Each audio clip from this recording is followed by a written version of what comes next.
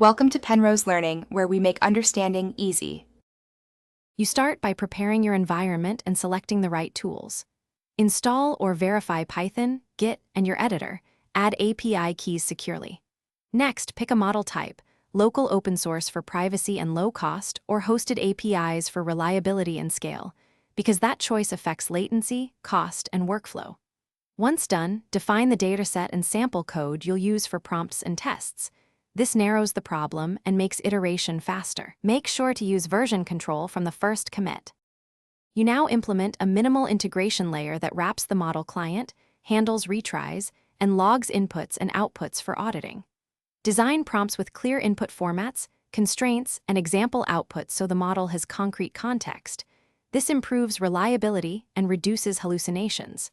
Then wire automated tests and sample inputs to validate behavior. Run edge case scenarios to surface failure modes.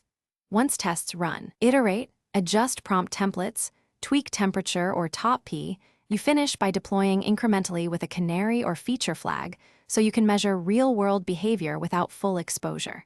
Set up monitoring for latency, correctness metrics against tests, cost per request, and error rates because these reveal degradation early.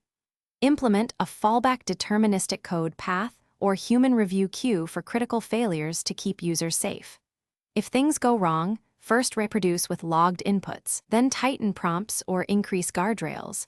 Escalate to model or infra changes only if necessary.